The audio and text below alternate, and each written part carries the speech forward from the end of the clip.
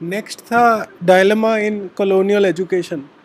तो French educate भी करना चाहते थे और नहीं भी करना चाहते थे वियतनाम को, क्योंकि एक तरफ तो उनका सिविलाइजेशन का मिशन था जिसके लिए वो मॉडर्न आइडियाज़ को बेचने में तुले थे, जिससे चाहे लोकल कल्चर डिस्ट्रॉय हो, रिलीजन या ट्रेडिशन।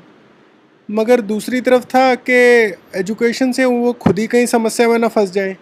कहीं वियतनाम के लोग वियतनामीज़ क्वेश्चन करने लगे उनकी कॉलोनियल राज को, कहीं वियतनाम वाले पढ़ के उनकी खुद की वाइट कॉलर जॉब्स ही ना ले लें।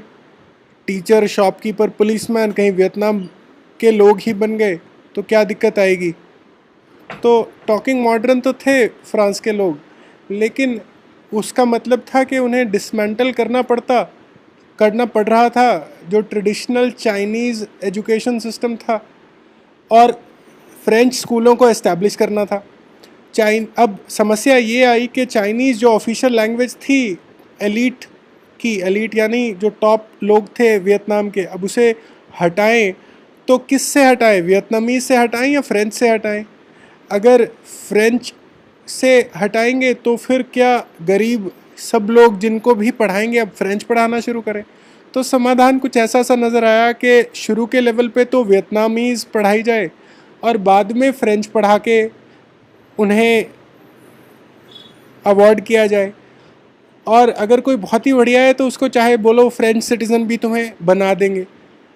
और तरीका ये निकाला कि बहुत कम, ओनली अ वेरी फ्यू को पास करते थे एग्ज़ामिनेशन में।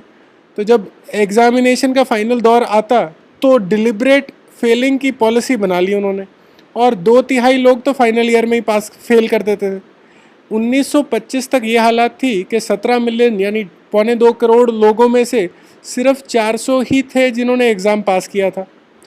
तो वियतनाम जो प्रिमिटिव और बैकवर्ड लोग थे, उन्हें किताबों में और भी ज़्यादा प्रिमिटिव और बैकवर्ड दिखाया गया, और किताबें इस तरह की छापी जिसमें उन्हें कहा गया कि आप तो बस मैनुअल लेबर के काबिल हो, और इंटेलेक्चुअल रिफ्लेक्शन यानी कोई भी दिमाग का काम तो आपसे होगा नहीं। आप तो ज़्यादा से ज़्यादा स्किल्ड कॉपीस्ट हो सकते हो जो कि कॉपी कर लेंगे बड़े लोगों को। ये सब ठेस पहुंचाने वाली चीज़ें थी जिनको, और ऐसा ही एक कैरिकेचर यहाँ आपको दिखाया है जहाँ एक वियतनाम का लोग अपने बाल ज़बरदस्ती छोटे करके, जो उनके ट्रेडिशन के ख़िलाफ़ था, उनके ट्रेडिशन में तो बहुत लंबे बाल रखते थे, एक टेनिस के रैकेट से शायद किसी तितली को मार रहा है। मॉडर्न का भी ये एक नमूना है। और 1907 के अंदर टॉल्किन फ्री स्कूल के अंदर जो क्लासेस लगी उसके अंदर हाइजीन और साइंस को अलग से पढ़ाया गया। इनकी फ़ीस भी अलग से लेते थे वो। वेस्टर्न आइडियाज़ के अलावा वेस्टर्न दिखना भी ज़रूरी और बढ़ावा दिया गया। जो ट्रेडिशनल लंबे बाल थे उन्हें काट के छोटे रखने को एनकरेज करना शुरू कर दिया। रेजिस्टेंस तो होनी ही थी स्कूलों में, तो कहीं ओपन रेजिस्टेंस थी, ओपन ऑपोजिशन, और कहीं साइलेंट। जो टीचर थे जैसे जैसे उनकी तादाद बढ़ी, उन्होंने भी क्वाइटली मॉडिफाई करना शुरू कर दिया टेक्स्ट को, और पढ़ाते समय खुद ही क्रिटिसाइज़ कर देते कि ऐसा तो कुछ है ही नहीं।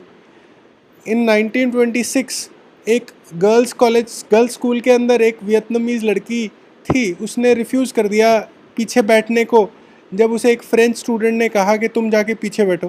प्रिंसिपल के साथ उसका झगड़ा हुआ और बातें बढ़ गई, स्टूडेंट्स ने प्रोटेस्ट किया, तो सरकार को झुकना ही पड़ा और उस बच्चे को और बाकियों को वापस स्कूल में लेने पड़ा अथॉरिटीज़ को। बाकी जगहों पे भी स्टूडेंट्स की लड़ाई कॉलोनियल सरकार से चालू थी। वियतनामीज़ धीरे धीरे क्वालिफाई करने लग गए थे अब वाइट कॉलर जॉब्स के लिए, और उनके अंदर पेट्रियाटिक फीलिंग यानी देश के लिए फीलिंग आनी और ज़्यादा हो गई थी। कन्विक्शन ये थी कि जो जिनको एजुकेशन मिल गई है वो अब लड़ाई करेंगे बेनिफिट ऑफ सोसाइटी के लिए। तो ये एजुकेटेड वियतनामीज़ अब बाकियों का सहारा बन के उनके साथ खड़े होने लगे। तो स्कूल एक इम्पॉर्टेंट जगह बन गए पॉलिटिकल और कल्चरल बैटल्स के लिए, जहाँ से ये नेशनलिज्म शुरू हुई। जो ये मास्टर स्लेव मेंटालिटी थी, इससे अब बैटल का मेंटालिटी बनी, जो फ्रेंच के खिलाफ जंग लड़ने को तैयार थी। इम्पॉर्टेंट डेट्स इस तरह से है कि 1802 में निग्युयेन आन एम्परर बना, और वो सिंबल था यूनिफिकेशन का, इंटेग्रिटी का अपने कंट्री का। उससे 60-65 साल बाद फ्रेंच ने साउथ के अंदर कोचिन चाइना को अपनी कॉलोनी बना लिया। इसके बाद क्रिएशन हुई इंडो चाइना यूनियन की, जिसमें कोचिन चाइना और अनाम, टोंगकिन, कंबोडिया और बाद में लाओस भी शामिल किए गए।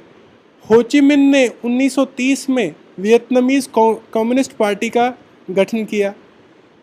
1945 में वियतनाम ने एक पॉपुलर इंसरेक्शन शुरू कर दी तब की सरकार के खिलाफ, और बाओ दाई को अपना राजगद्दी छोड़नी पड़ी।